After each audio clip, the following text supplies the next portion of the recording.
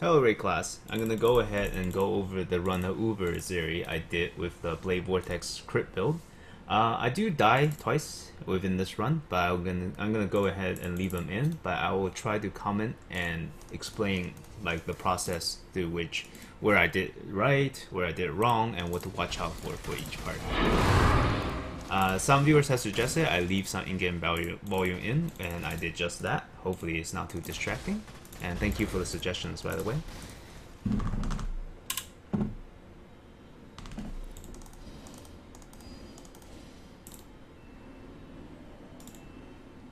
So you always want to maintain high number of stacks, especially against trash mobs. And whenever your flask laps at all, there's a chance your HP dips. So there's a couple of times you see in this video where I almost die to normal mobs.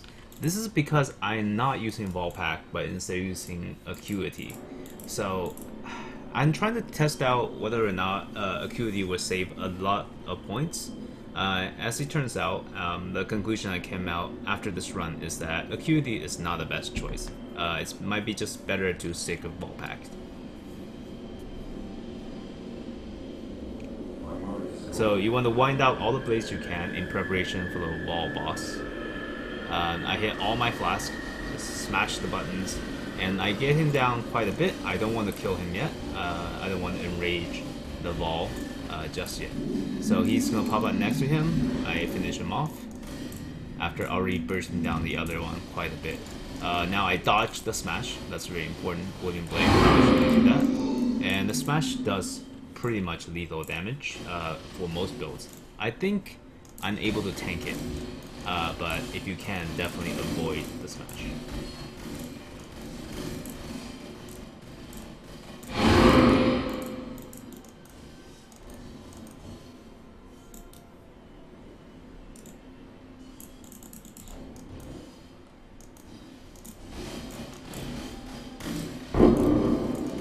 Here I fulfill a prophecy that was just really random. I actually freaked out a little bit because I did not expect that to happen. I totally forgot about the prophecy. Oh, another thing to watch out for Uber Atziri, this is important but also slightly off topic. You want to make sure you do not have the possessed foe prophecy active, because that happened to me in my last run and I ended up failing that run because possessed Vaal trio is no joke. So now I want to go in and focus on the ranged unit first, follow her until she dies. Now because of positioning, I end up killing the dual wielder next, which is perfect because that is the order. This boss, last one, applies massive amount of bleed. So during the fight, I hit my diamond flag twice to purge the bleed before it got too overwhelming. And once again, this is less of an issue if I have Vaal pact, but Acuity does allow a lasp if you don't have the crit constantly to keep up the instant leech.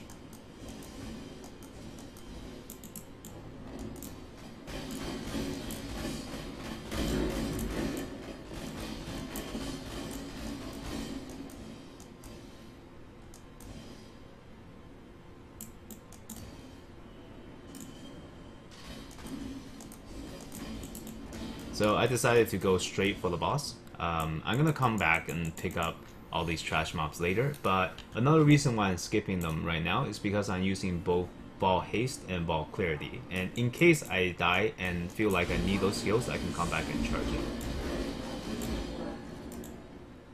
So I go in, burst down Atziri, and this is the part where she's going to pizza blast. So as you can see, the moment I see the blast underneath me, I immediately William Bladed away, but because I did not William Blade far enough, I ended up getting clipped by it anyways. So that's something to avoid. You just have to make sure you're really mobile the moment you see the fire blast underneath you. So for this normal phase, I would just stand here and tank. Something to keep in mind, because we are relying heavily on DPS Flask, you want to save the hitting all flasks. I call it a panic button, where you just hit all the flasks. You want to save that potentially for the split phase.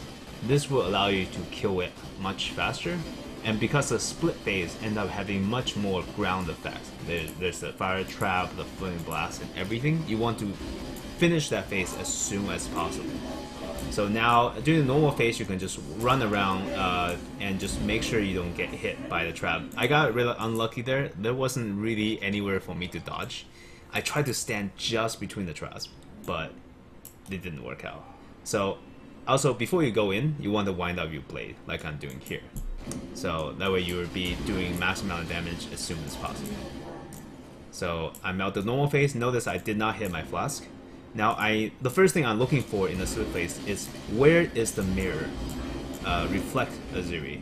And when I see her, I make sure I do not Willing Blade, because the moment you clip her, the damage is going to reflect and kill you. So with that split phase done, I can just do the normal thing, and I just try to dodge her skills to the best of my abilities. And if possible, I do not use my flask. Once again, during the normal phase, I do not use it, just so to save a burst for later. But luckily, I ran into this phase with the zombies, which allows me to recharge it. Now I'm feeling pretty confident about the rest of the fight.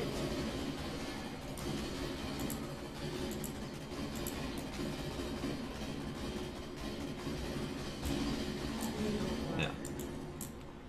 Blade Vortex is more than enough to melt her. Now I hit all my flasks. I immediately dodge away from the mirror one, and I find one I can focus down after dodging the pizza blast. And now for the final phase, I went ahead and hit all my flasks and burst it down. Now for the most important phase, I call it the never lucky phase, is where you get a mask and you message a friend, you message them. So some of you probably saw my original guide where I said this build is a really great league starter, even for solo southbound and other things like that.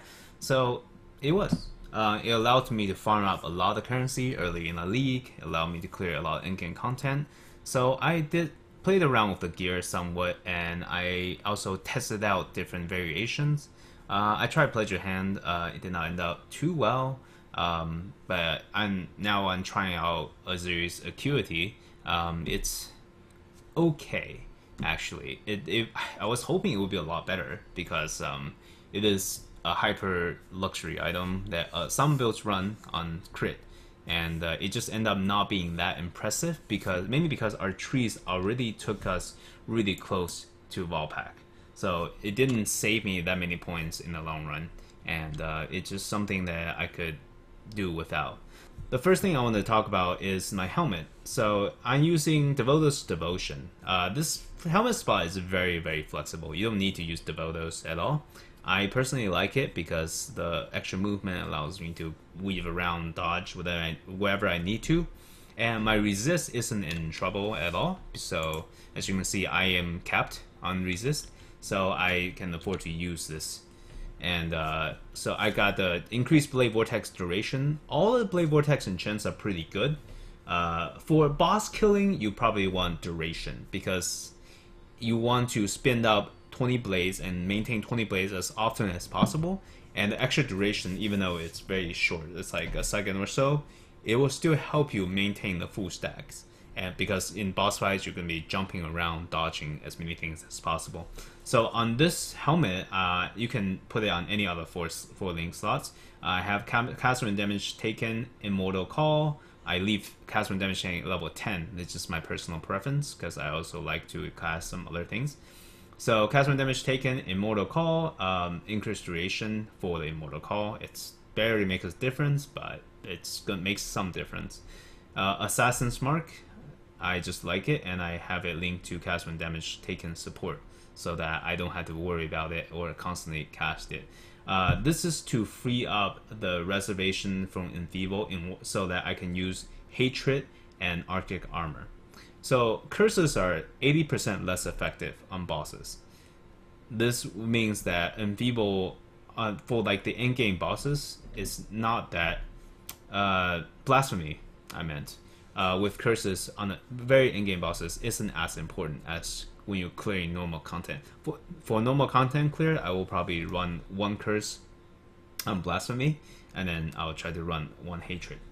But for the daggers, I'm using one rare dagger and one Divinarius. You can do a dagger and a really good spell crit shield. I just haven't found one for affordable price yet because I spend most of my budget trying to test out Acuity. I will probably sell the Acuity and try to place something else for fun.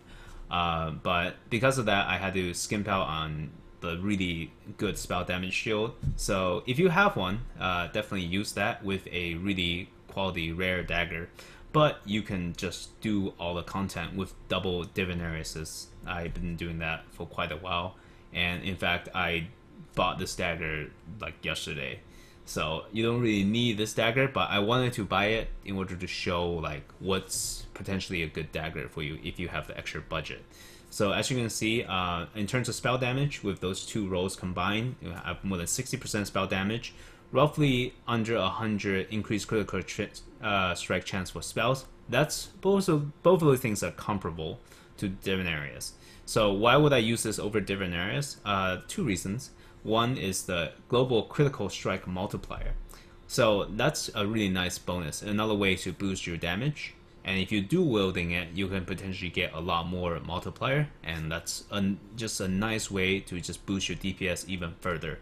You do, however, lose out on the 10% radius, which area effect, 10% area effect, not radius. It's calculated differently, but it is kind of nice to have the crit multiplier. And another thing, if you compare the speed on the two weapons, 1.62 attacks per second versus 1.45. So this faster speed will allow me to Whirling Blade a lot faster. And especially if you have a super fast dagger, you don't want to have a Divinarius in your offhand, because I believe that they alternate using the dagger's speed. So you just want to have this always be the dagger used to Whirling Blade. So having a spell damage shield that's really good also helps in this situation, aside from just also giving you life and resist and everything to fill out your build. So for Carcass Jacked, I love Carcass Jacked. I talk about it in many videos. It's just so versatile, and in this case, because I'm using AoE skill, I like it. If you have the budget, Belly of Beast is a perfectly fine item. But I found that for clearing all the content in the game, I don't need more than 6.7k HP. Like, I usually run with a little extra just to prevent that one shot from Minotaur, but you don't really have to have it. So Belly of Beast is really nice and definitely a very solid choice, but you don't have to have Belly of Beast. Carcass Jack works out well, and until you get a Carcass Jack, you can get a nice 6-link normal yellow chest with stats, or you can tabula rasa and clear up to pretty high tier content. I cleared up to 16 in the beginning of the league with tabula rasa. That was the first major purchase I made, and it definitely I was more squishier than I was hoping for, but I was still able to clear high content because that 6-link just helped quite a bit.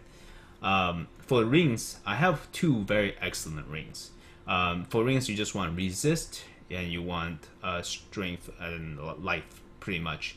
I mean, I could potentially craft more crit on rings, but I found that I have enough crit.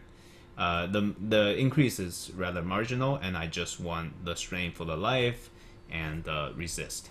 And also, I just didn't have a budget to buy those specific rings that has a lot of really good stats, and I can craft whatever I want on them. So these rings give me a lot of life, give me a resist to fill it out. They're diamond ring base, which is really nice because they give a lot more crit as well.